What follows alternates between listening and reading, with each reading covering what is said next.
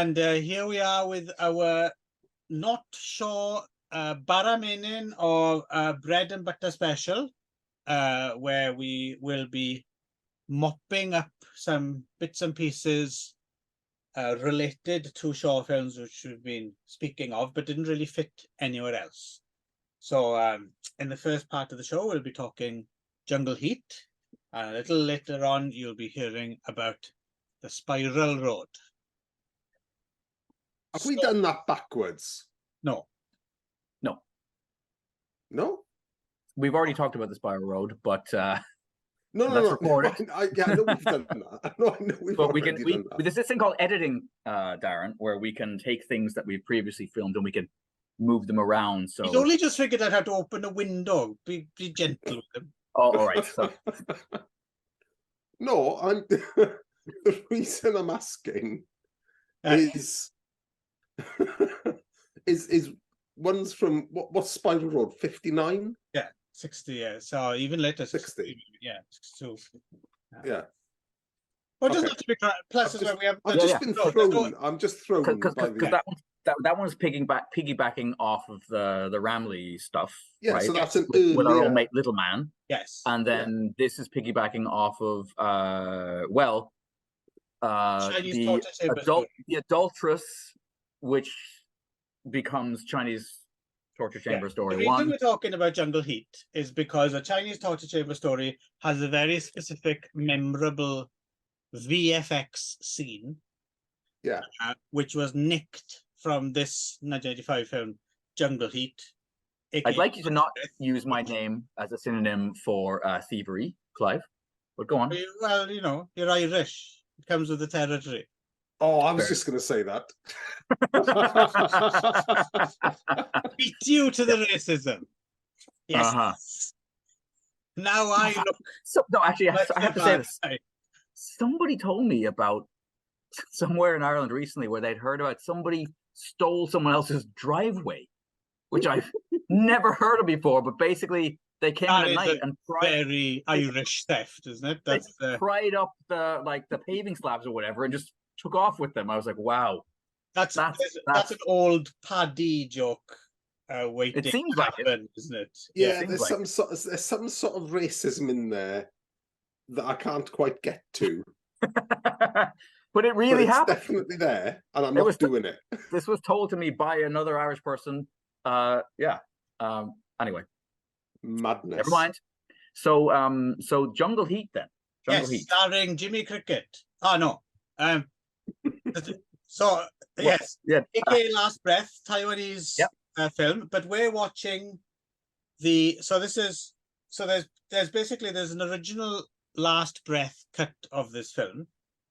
And then they decided, I suppose, they needed to prepare an international version.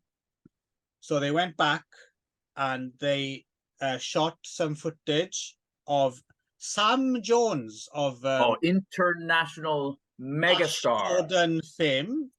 Yeah, he was famous a good 5 years before this was made, wasn't he? Yeah, yes. And he was not famous probably a good 3 years before this was made. Yes, and it's a long way till Ted kind of exactly. Yeah. Yes, but for some reason they thought, well, yeah, they'll do. They'll get it in bums in seats. We'll get Sam Jones. Oh yeah. And so that you don't confuse the viewers, we'll call him Gordon. Just so Gordon. Get that out of the way. Yep. No one says Gordon's alive, unfortunately. I know. I kept hoping that Brian Blessed would jump out of the jungle and bellow. And not only Sam Jones, also future celebrity cinematographer Christopher Doyle of right. Hang on. I've got conflicting accounts of this. Okay. Yes, so have I. But it is it. You reckon it is in? Well, if you look at the pictures, if you just type in Christopher Doyle into Google and you just get pictures of definitely him being interviewed or whatever. Oh, okay. And then compare because I read somewhere as well that it's not. Yeah, it's not him. Yeah, but it is him. Yeah. I mean, it's the same face. Yeah. But that's like fucking Wong Kar-wai's cinematographer. Yeah. That's like Zhang Yimou's, all the fucking art house Chinese people. That's the man who did all the cinematography for them. Yeah, and judging by his performance here, he chose the right career path, I think, later on. I concur. Yes, Yeah. he has a particularly awesome scene early on when he's doing his best Shatner, isn't he? And, Yeah. yeah. So anyway, Is he dubbed by himself though? Because that's the thing. Because Sam Jones is clearly not. I don't think Sam Jones has ever voiced himself because he didn't voice himself. I think in Flash Gordon either, right? Because he walked off the set before the film was finished, That's and true. they had to use doubles, and then they had to loop all of his dialogue.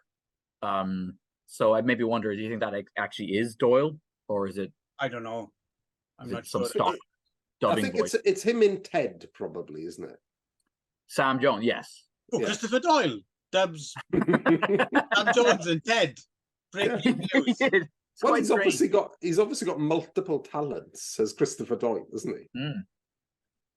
Well, judging by this film, no, he's a good cinematographer. But I had a question about somebody else in the credits. There's a Lenny Bryce in the credits here. yes, the famous comedian. That's what I wondered. Who is Lenny Bryce? Yeah, he lived a little longer than you thought. He got put in prison. Yeah, for swearing and obscenity. Okay, right. He's an icon. He's an icon in Ended up Taiwanese in culture. Jungle Heat. the reason you don't know is because that film with Dustin Hoffman didn't cover Jungle Heat for some reason. Yeah, it finished before that part of his life. Okay. So yeah, what's this all about then? Well, I'm glad you asked, Nick. Darren or Clive.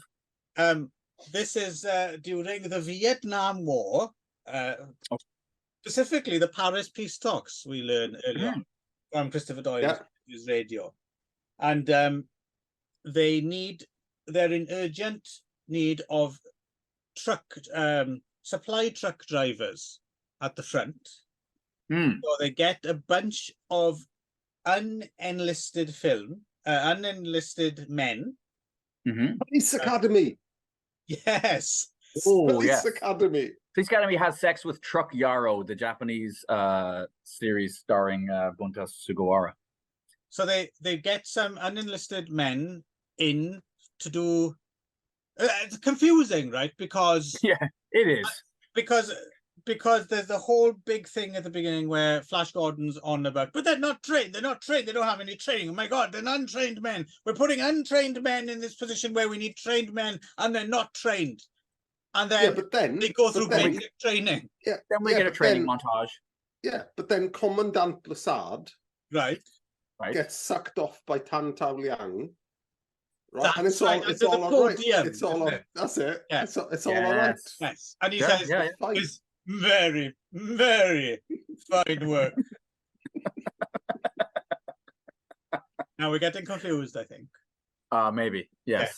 It is a confusing film, and I think that's partly because that's Jungle Heat for Citizens of Patrol. Yes, I think they plucked away big chunks of this movie to make space for Flash Gordon, and those chunks might have been important to understanding the general tenor and theme. Yeah. And I definitely felt that they our who's our lady who works in the bar hostess lady. I don't know. Okay, well, anyway, whoever she is, I felt like her story probably had more going on, and her relationship with Richard. Yeah, so none of us saw what is it called? Last Breath. Yeah, Last Breath. None of us saw. I have seen Last Breath in the past, but I didn't rewatch it. I thought this one had all the stuff we wanted in it. So. Oh yeah. No, I'm not complaining, but I'm just saying that Last Breath is clearly a reasonably different film. I suspect this has got all the cool gory bits in it. I do love that the dubbers go with the Nguyen pronunciation of Nguyen. Nguyen's here. Anyway. So they do hire a whole bunch of people to become truck drivers, including Tan Tao Liang, who also wrote and produced, and it's his last film as well. Last film he did. Yeah, there's another one. This came out in 85. There's Ninja in the Killing Fields from 1987, which is a film mark cut and paste job. But source footage, which Tan Tao Liang's in, is from a 1983 Thai film called One Complete Mando. So I think this is properly the last film Tan Tao Liang was in. I'm not sure if he did any television or anything like that. But oh, hang on. Am I talking bollocks? I'm wondering if he turned up in anything American, because the whole... Yeah, I want to say he was in the late 80s somewhere. Yeah, like he was in like Blood Match 4 or something like that, or yeah. A quick look, talk amongst yourselves. Yeah. But anyway, no, he wasn't apparently. Okay. IMDb either. But this film is not really about truck drivers, is it? Because I feel like the truck drivers thing is actually a Jungle Heat thing, not a Last Breath thing. And this film is all about Vietnam atrocities.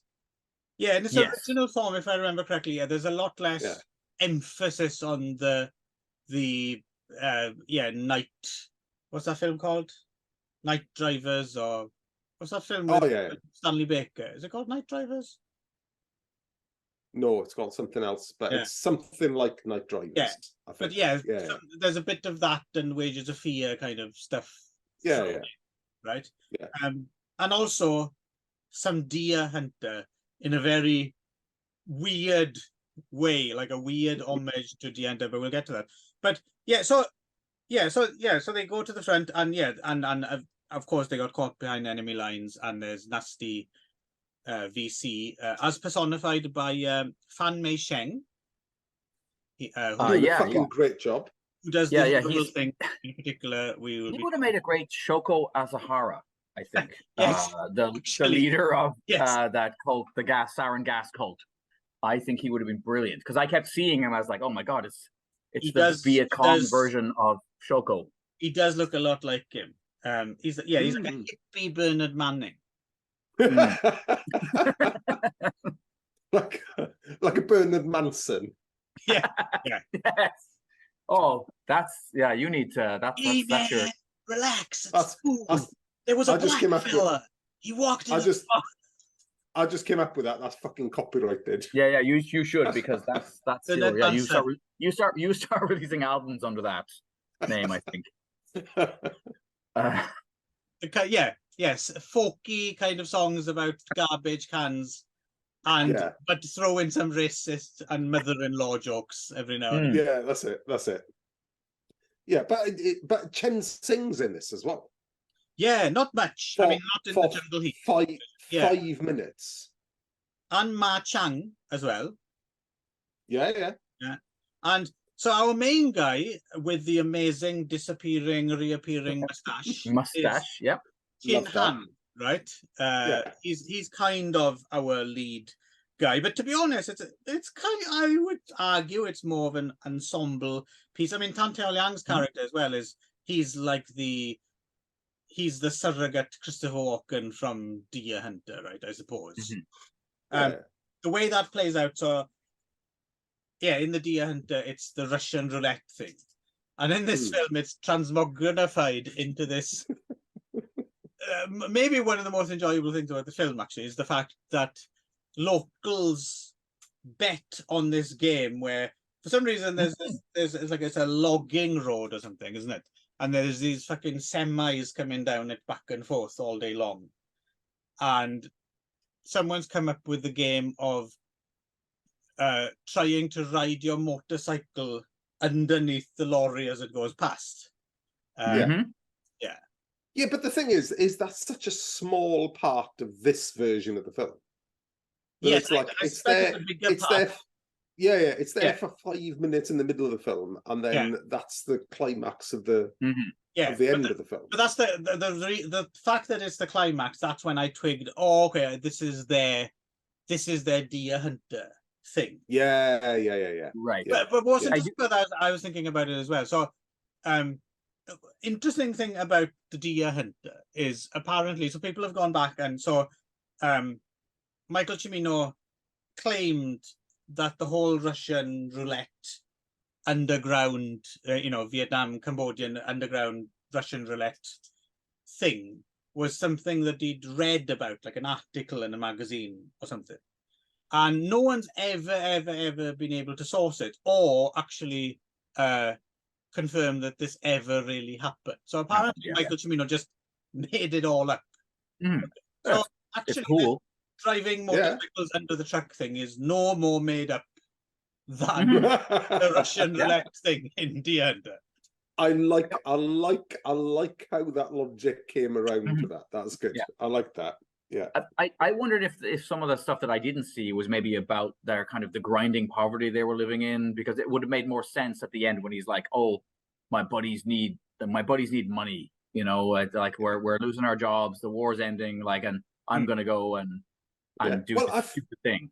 I feel like we're missing a lot of nightclub stuff as well. Yes. Yes. So there's some bits in the nightclub with some really bad, quite well-clad pole dancers, and some anachronistic disco music for 1984, 85. And not overdubbed by people just going, "Yeah, baby." But it seems like, because there's just like this kind of, again, it's like a 10-minute segment where there's just this, this like a load of shit goes down at the bar, between like the Black GI and Tan Tao Liang and a few other people, and I feel like there's some more business in there than what we've got access to in Jungle Heat. Yeah, but that's boring, so they cut it out. And it is, that's fine, because the stuff that they left in this version is boring. Yes. Well, I was going to say, it's funny when you were talking about the Russian roulette, I assumed we were talking about the rat set on fire. No. That's there's two scenes in this. That does seem a bit like a version of Russian roulette too. Yes. Douse yourself in gasoline and set a rat on fire and have it run around the room and wait and see. Wei Ping Ao's in that scene. Wei Ping Ao's character looks like he has more to do in the original version. I would imagine. For sure, yeah, because he has like an arc, doesn't he? So he starts off kind of like a slightly sleazy kind of nightclub dude, but then ends up helping and then gets assassinated in the middle. Yeah, but but good for keeping us on point, bringing up the rat thing, because the rat scene is I mean, insane. Animal cruelty aside, really cool. I really love the rat scene. I was blown away. It's basically what the hell? It's a way of torturing prisoners where they douse a real rat, mind you, in gasoline, set the thing on fire, and then it runs around the room, and basically they bet on which prisoner it's going to bump into and set the light, because they're all cleaned up as well. It's a fucking great idea. They brought in Umberto Lenzi to guest direct this, I think. Yeah. Right. You're not allowed to mention Umberto Lenzi anymore. No. Oh, okay. That's for that. We've got fucking 8 shows worth of Lenzi.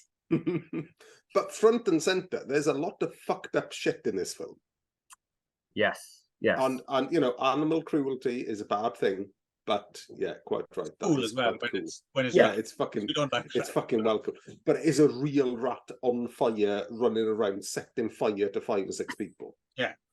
Because I would, in all honesty, if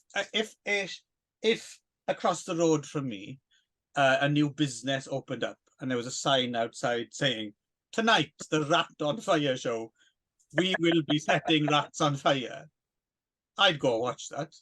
I would pay money to watch it. I might want to offset my rat footprint by paying to adopt some rats and then going to see it. Right. And then setting them on fire. I have to say, there's a scene in this that just one of the other scenes that most amazed me is there's a scene where they're all kind of trudging through the jungle, right? And then the VCs, the Viet Cong, are kind of like capturing them off them in different ways. And there's one guy who gets encased inside like a tree. This guy's got two halves of a tree that he can kind of click around somebody and then apparently garrot them inside. I don't know how this even works, and then release them again. But I'm like, how did that tree not have a top, or was it a stump? Like, what was, because it's cut off by the camera. You don't know how this works. It doesn't. Oh, okay, that's how that works. I was wondering. But through it's awesome. The magic of cinema, they kind of make it work. So they intimate something's going on that really seems really cool, but if we're talking about things that don't make any sense but are ultra cool, let's talk about the scene that we're actually talking about this film. The whole reason we're actually talking about this film, right? Right. The scene which Wong Jing lifted wholesale for Chinese Touch Timber. Our man Bernard Manson has Bernard Manson, copyright Darren Jones. Fan Mei Sheng, is buried up to his neck. He has his head shaved, and then he takes a straight razor, slices the top of his head open, then gets a glass bottle with a very badly drawn skull and crossbones on it, which I assume is acid. Yep. I guess. Yep.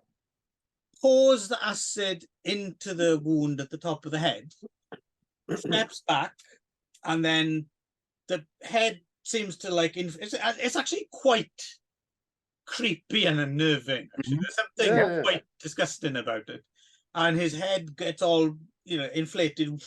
And then, and I'm sure this is, in every medical textbook, this is exactly what happens if you pour acid into the top of a man's head. I guess his inner, everything except his skin, I guess, jumps out of the whole top of his head. I don't know. Imagine Uncle Frank from Hellraiser in that kind of stage, right before he gets his skin popping out of his skin. Shit, are we going to have to talk about Hellraiser as well? No, we're not. I don't mind Hellraiser. It's not a bad film. No, it's not a bad movie, but yeah, it's all right. We're getting that's not in ShawScope. We're getting maybe too many steps removed. And that brings to mind the other thing that I was thinking throughout this is there's a load of cool torture and just general violence shit in this film. There's the saw. There's the big saw. I was going to say the giant 2-man tree saw that they used to slice the guy's belly open with. Yeah. But what I want to say about it is that actually the gore effects are really good in this. This is the sort of shoestring production with Tan Tao Liang on his last legs and Chen Sing there for an afternoon and bits and bobs of people, and it's all a cut and shut. You would expect it to be sausages for guts and a little bit of corn syrup badly applied to the bloke's scalp. Setting a real rat on fire is also a good way to get around the effects thing, right? Well, yeah. But when it's not real people dying, presumably, it's actually quite well done. That scene, the buried up in the acid scene. I mean, the head thing is good, and then when he's rolling around like a newly born child with no skin, it's a little shoddy, but it's so gross. And the idea of it whatever the idea is. I'm still not quite sure. No, but the jumping out of your own skin. But the scene at the end as well with Fan Mei Sheng and the axe, where he gets beheaded by the axe that's embedded in the wood. That's a really good special effect. I think that's worthy of anything that Japan was doing, for example, in the same period. Anyway, which is not what you expect from this sort of production. Let us not let this get away from us, though. It is not a very good film, and quite boring for large stretches. At least it was for me. But it does have enough memorable bits that are worth a look. Well, again, if you're not, if there's something wrong with you and you don't like seeing rats on fire, that might be a problem. But if you're normal and enjoy that kind of thing, then yeah, there's a little cornucopia of shocking scenes that make it worth a watch one time, I think. I think if you made it through all the P. Ramleys, right, and all the not in ShawScope stuff that we've done thus far, I think you can probably handle Jungle Heat. Little dessert. Yeah. I think that there's something there for you, so long as you like reasonably extreme torture and gore scenes and an actual rat on fire. Yeah, it's not a beginner's like I wouldn't. It's not a gateway film into Asian trash cinema, I don't think. No, but if you got through one P. Ramley film that's not Oily Maniac, you're comparing apples and oranges here, though. No. Let's say, for instance, Seventh Curse, perfect gateway Asian trash. Okay. Yeah. And maybe if you're into that, then if you're into that kind of aesthetic a little bit, and you're just a sucker for, I don't even know how you put it into words, but you know exactly what I mean. Then you want to be putting Jungle Heat on your list. So there's a third version of this film as well, right? Apparently. Sorapong.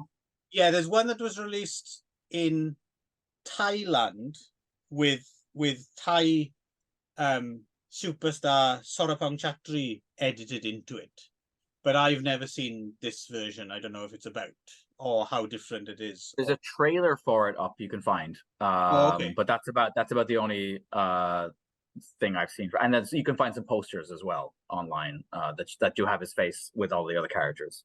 Bit of credit confusion as well. So the credited director Jobik Wong, according to the Hong Kong Movie Database, they've got the director as Lee Ho, right? And no Jobik Wong in sight. But if you search for Jobik Wong on the Hong Kong Movie Database, Jobik Wong is there.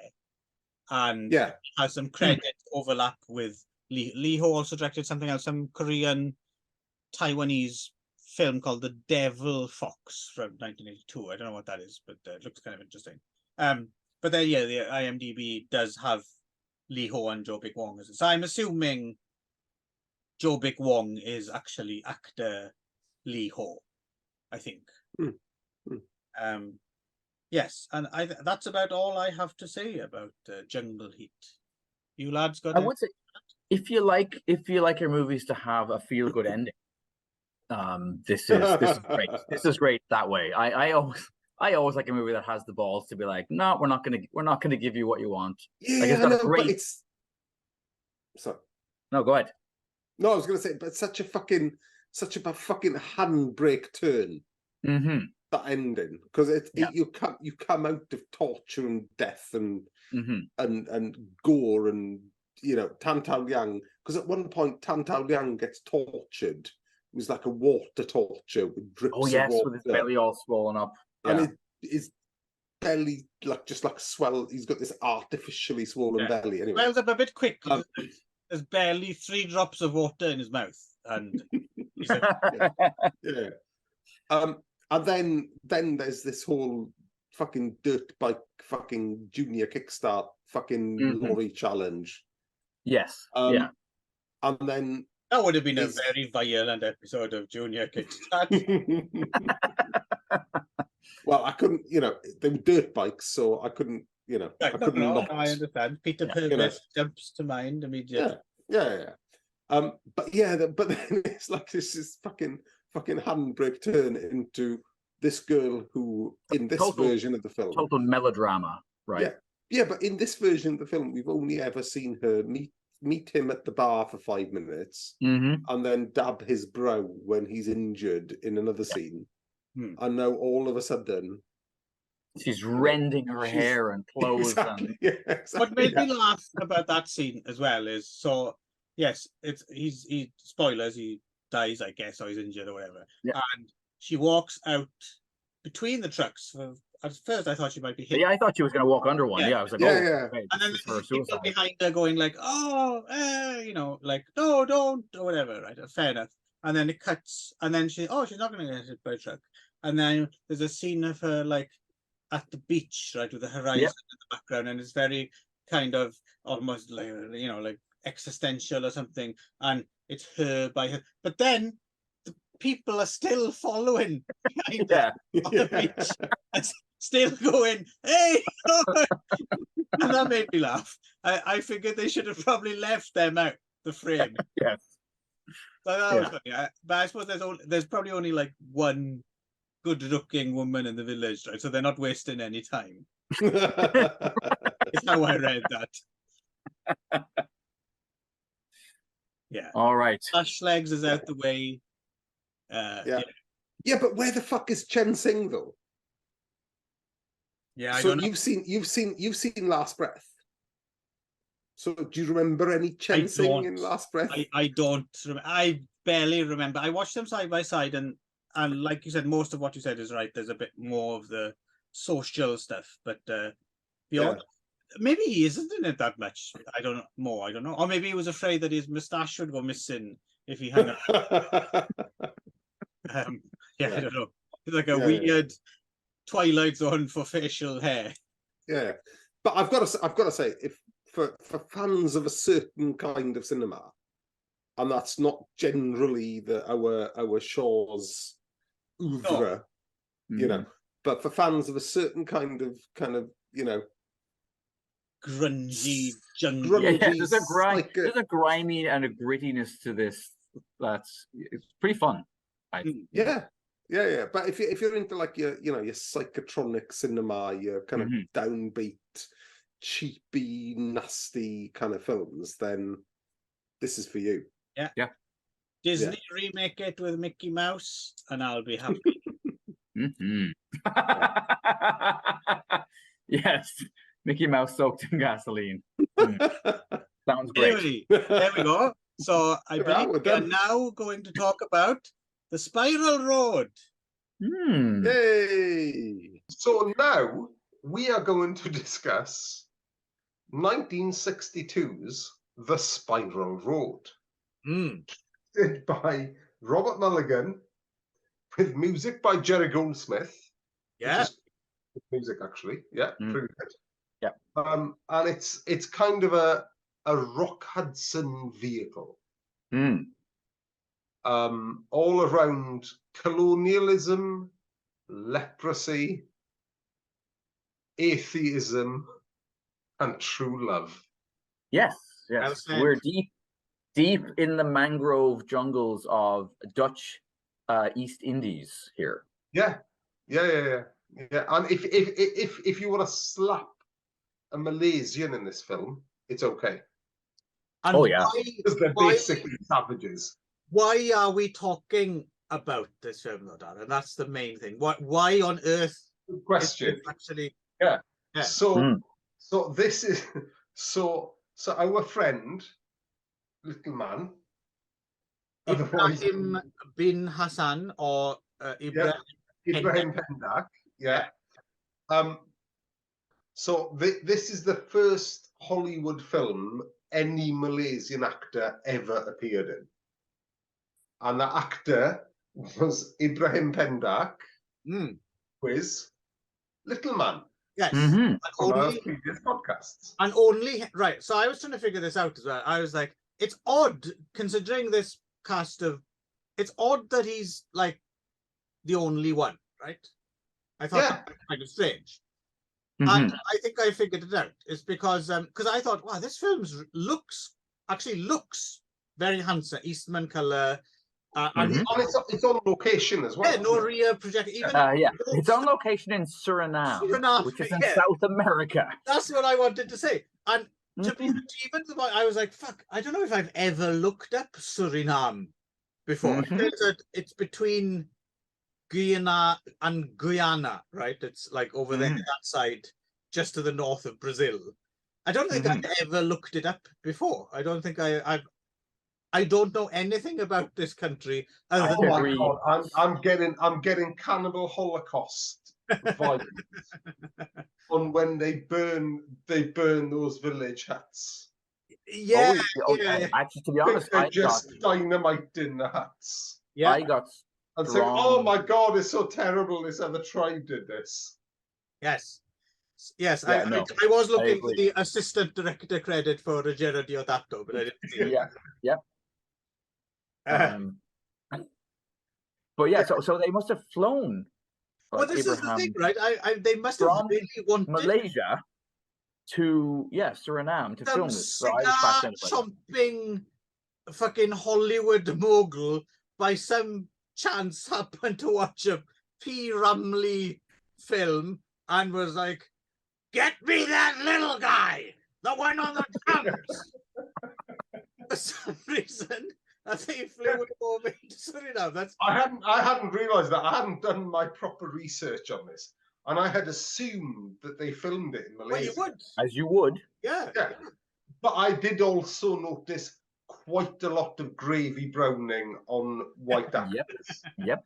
Including Will Kilburn in full-on blackface, actually, and the guy who plays the Sultan.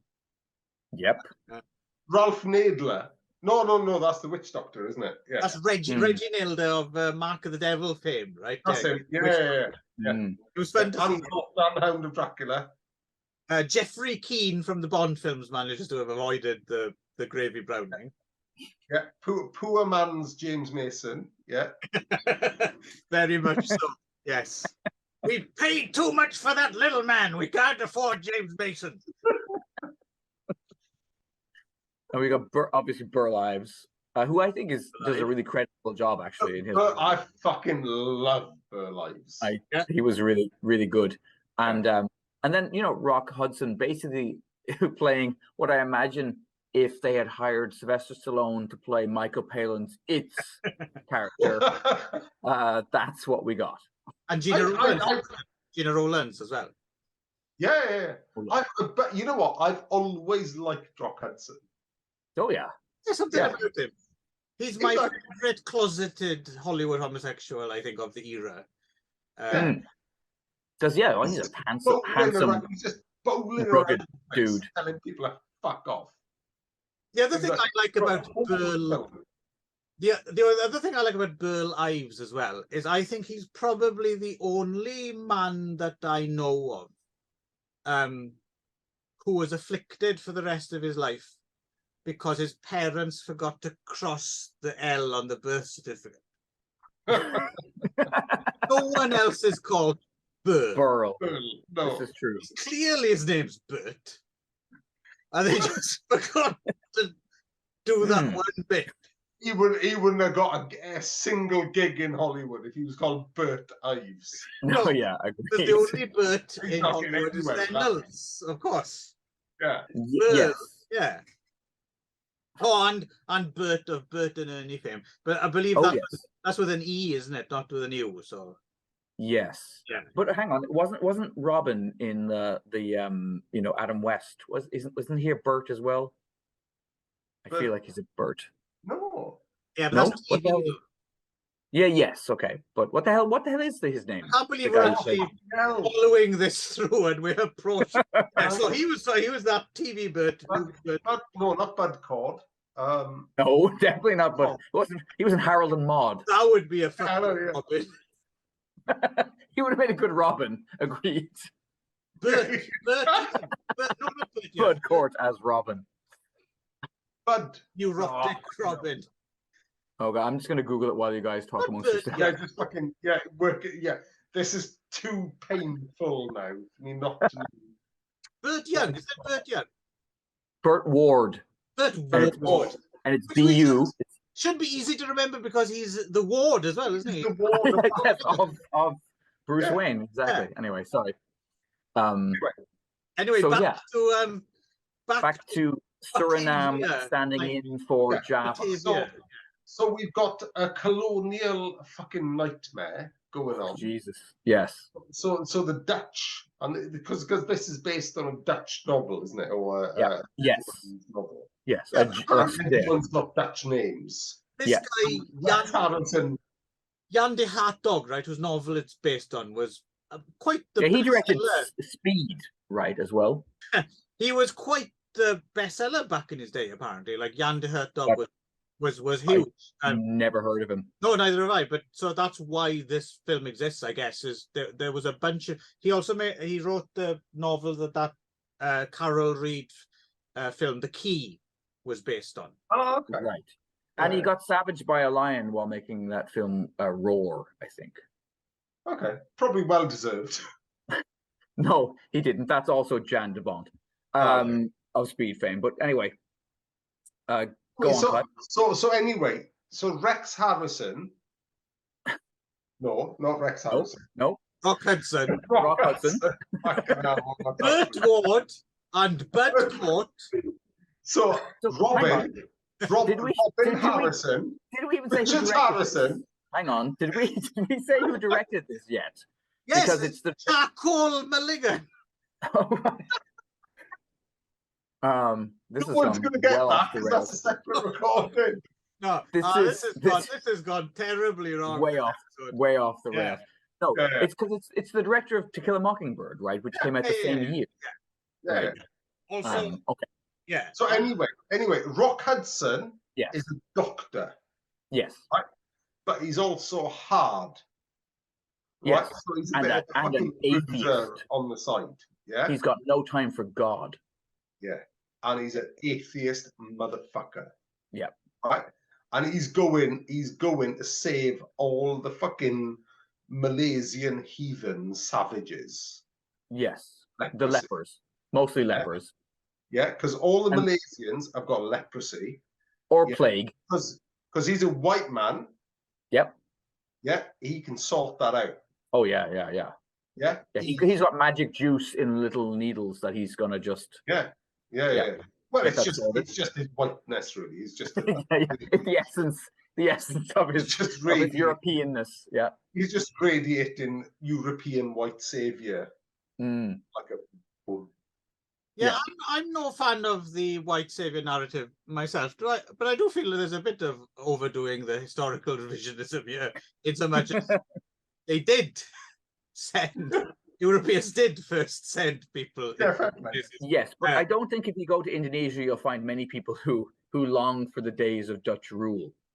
Yeah, no, but they're probably, but on the other hand, they're probably glad they brought their fucking vaccines as well, though. But on the other hand, on the third hand of that, you don't really have, in most real life scenarios, you don't really have the Malaysian people who live in the villages in Malaysia going up to the white savior going, "Uga buga," which is basically how they're portrayed. To be fair, they didn't really flesh out any. I mean, it's the story of all the white people, right? And locals and Abraham and Little Man. I mean, I will say he's the only one who's given really much dialogue in English, and it's not that he's necessarily treated terribly well. No, it's not the most dignified role. No. But then again, I would argue that he maybe didn't get the most dignified parts in Malaysia. Agreed. Right. So yeah. So and like Ralph Nolter is like Sorry? Reggie Nolder. And I keep thinking you're saying Ralph Nader. Yes. It's really confusing me. Witch doctors telling people to put their seatbelts on. That's where I was. Sorry, it's Reggie Nolder. Sorry. Yeah. Sorry. But he's in, and he doesn't come into the film anywhere until the last half hour. Right. Of a 2-hour, 20-minute film, I hasten to add. Yes, it's when it goes full cannibal Holocaust sort of, Ivan Rassimov. But he's got this it's like, I don't know what the fuck they dressed him in, but it's like some sort of S&M kind of village people kind of made out of rats. He was one of the original lineup. He left early. Yeah. He's fucking great. I love him. I'm always glad to see Reggie Nolde. It's always a treat. Oh, definitely. Because no one looks like Reggie Nolde, right? No. But it's like it's basically, so the first half of this film is basically like the African Queen, isn't it? Except it's Burl Ives and Rock Hudson instead of Catherine Hepburn and Right. This is 1962, so this is the same year as Lawrence of Arabia as well. So there's a lot of white savior stuff going on in 1962. Yeah, although I would have to. I mean, Lawrence of Arabia is such a magnificent and self-reflective, layered film, though. I don't think you can compare it to this because no, but but it's in the air, right? Yeah, right. But there Zulu would be an interesting. Is that 62 as well? 62. No, that's probably 64, 65. Okay. Yes, I love that film as a kid. Yeah. Absolutely, it's still loved a good film. I mean, that's the thing with it is if you want it stands out because it is. Yeah, just a good. Yeah, exactly. But I don't know if I was identifying properly because like it's in Zulu, right, where there's that magnificent scene of the mountains and then all of the Zulu warriors starting to appear. Yeah. And I completely was like, yeah, awesome. Like as a kid, maybe because it's the Irish thing, right? But like I was not identifying at all with the red coats, like in any way, shape, or form. You thought those Zulus looked well Irish. I guess so. Yeah, absolutely. From the Westmeath Zulus. Yeah. So anyway, there's some plague going on in Malaysia. I think that's the correct technical term. Well, that's what they call it in the fucking film. Yes, yeah, because it's proper plague. It's coming from as in plague going on. There's a plague going on. Yes, yeah, that's right. Yeah. So Rock Hudson is part of like an influx of junior doctors, and then he gets assigned to Cantankerous Big Daddy.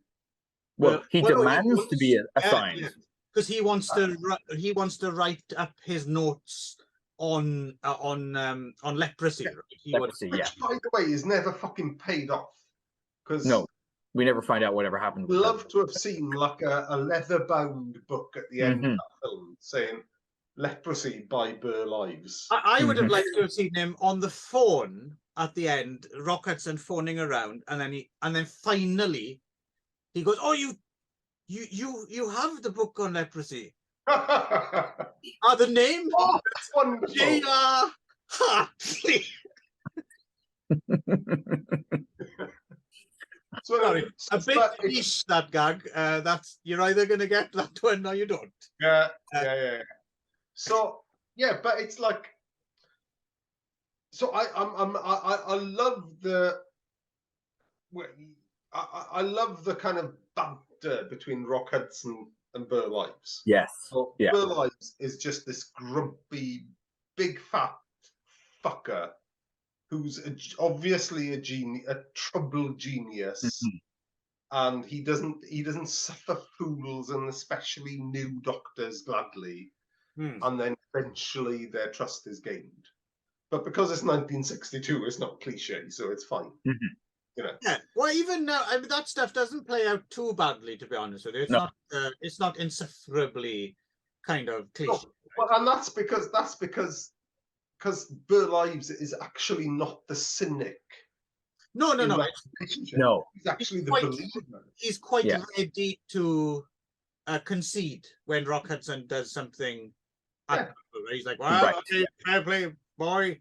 You were right." Rock Hudson is the raging atheist. Yeah.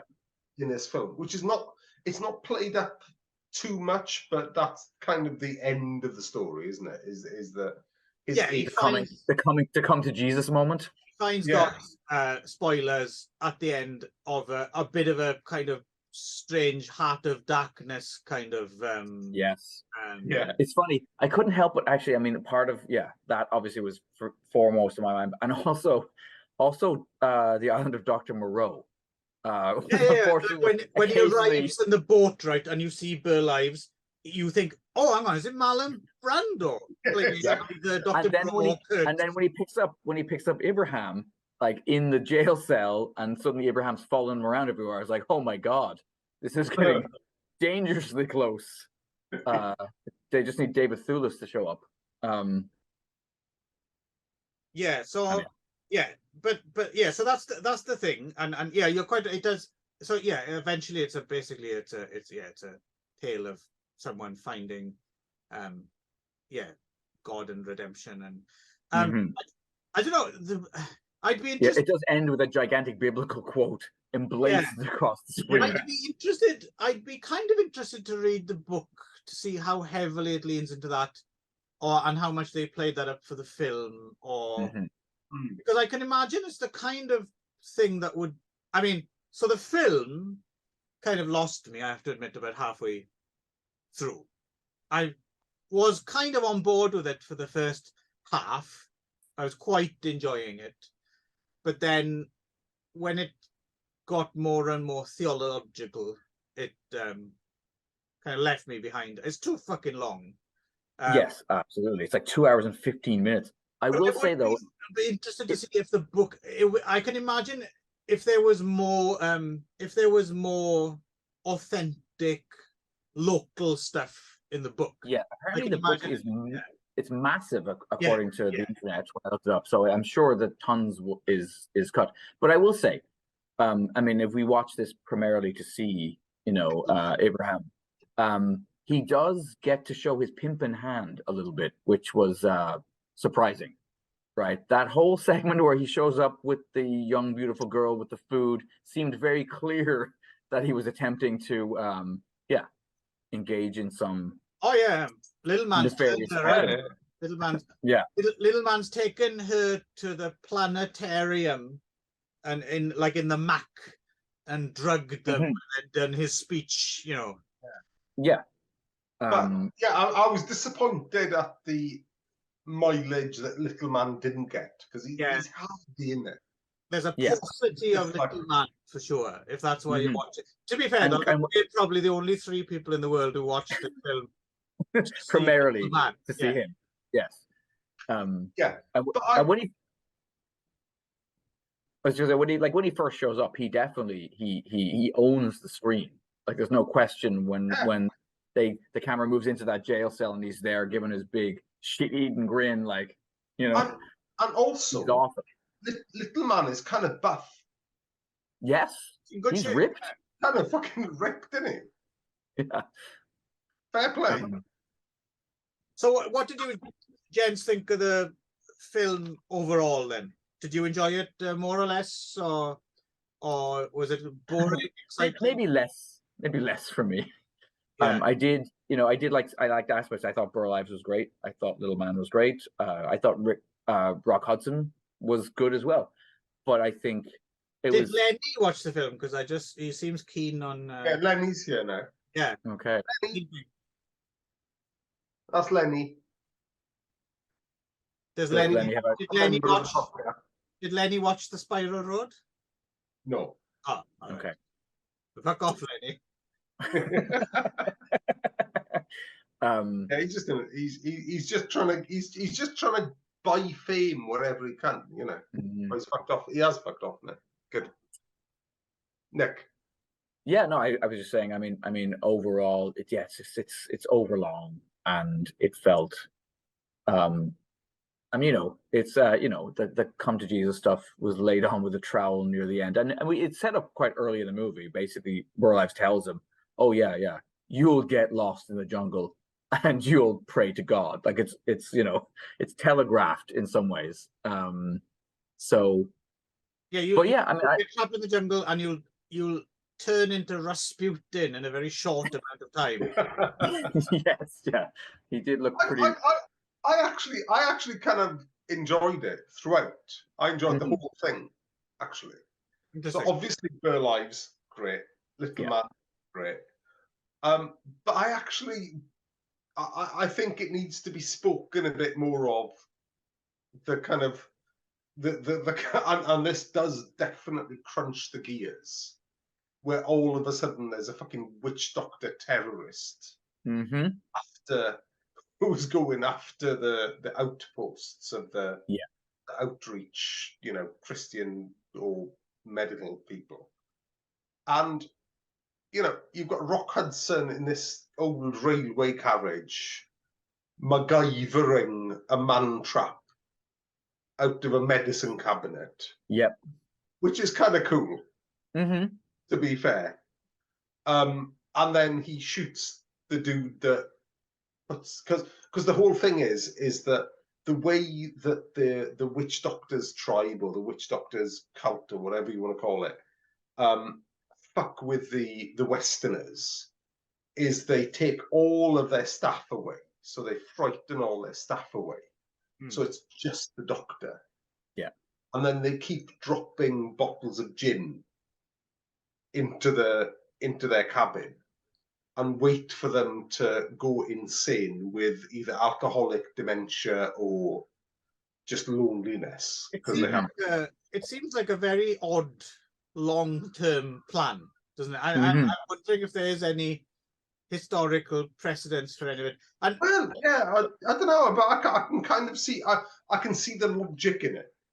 Also, the threat posed, he never quite lived, because the way they talk of the character, it's almost like a Fu Manchu kind of like character. Yeah. And then it turns out to be steptoe in S&M gear. It's he's never quite as terrifying as. No, but I kind of like that, actually, because if you were going to go super film criticism on it, then you would establish an analogue between the Reggie Nolder character and the Sultan character from earlier on in the film. Like playing pool. Village chief. Yeah. Sorry?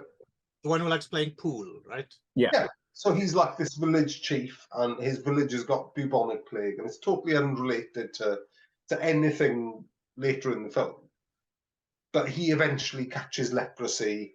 He doesn't want to see his village burned down, and is eventually moved on to this leper colony and finds a home in the leper colony. Yeah.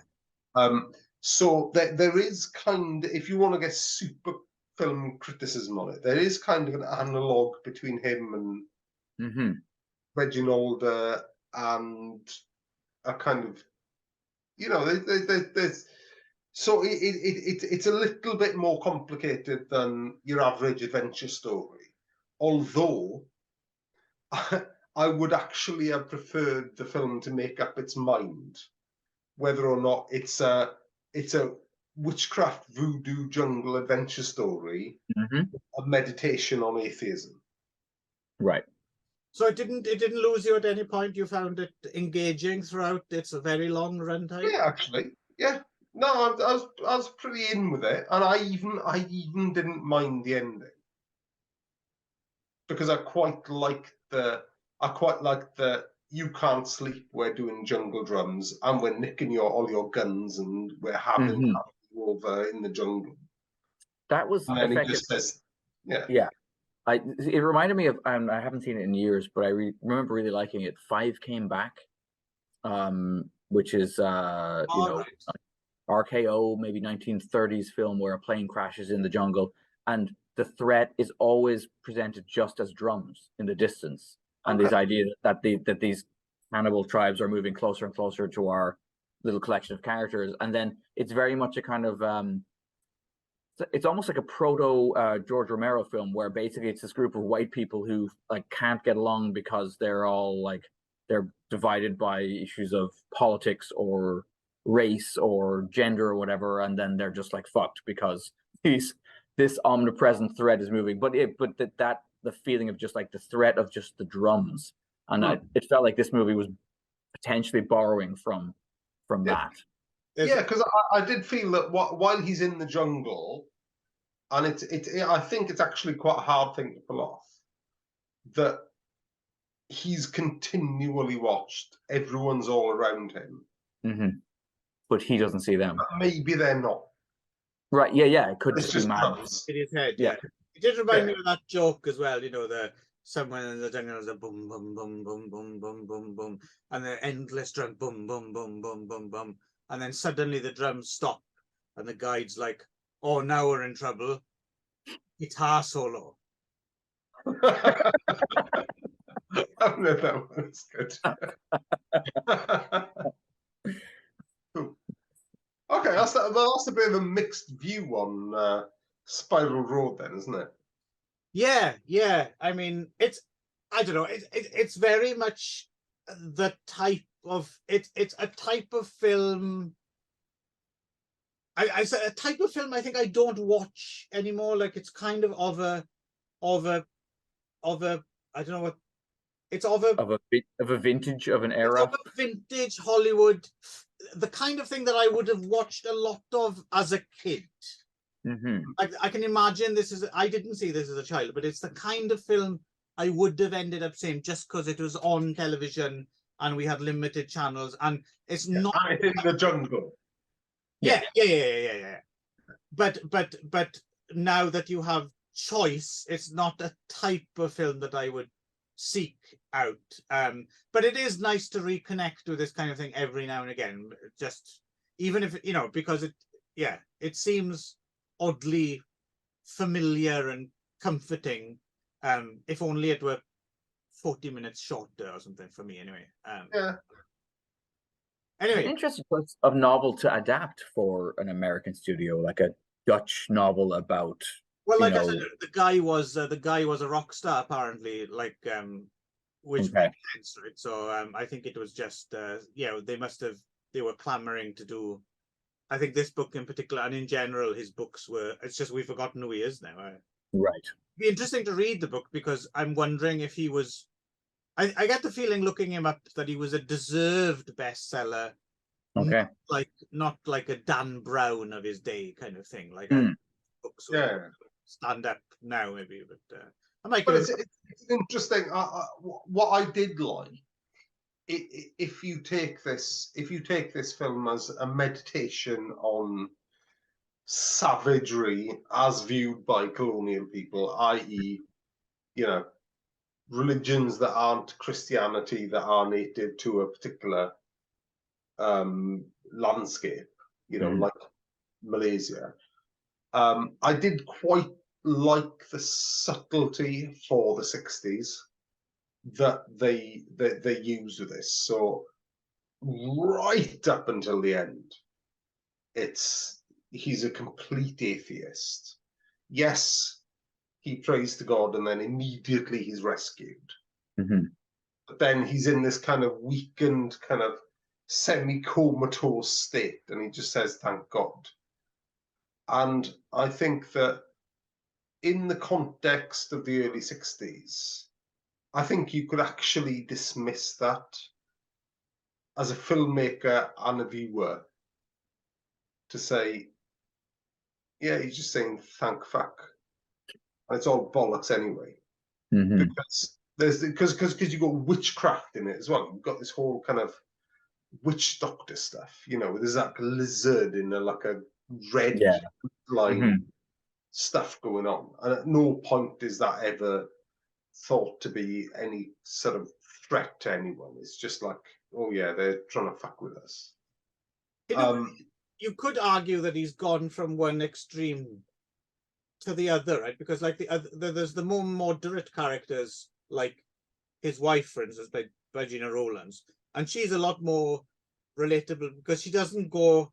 On the one hand, she doesn't rage against anyone who starts talking about God, but then on the other hand as well, she doesn't have to. He's a very all or nothing kind of character, isn't he? Really. Yeah. So he's. But I'm arguing that the thank God I'm back home is actually possibly a little bit more innocuous than others. The other people would full-throated endorsement of the church, and it's not like he's walked. He's walked into a baptism pool, and all of a sudden, decided to take the cloth.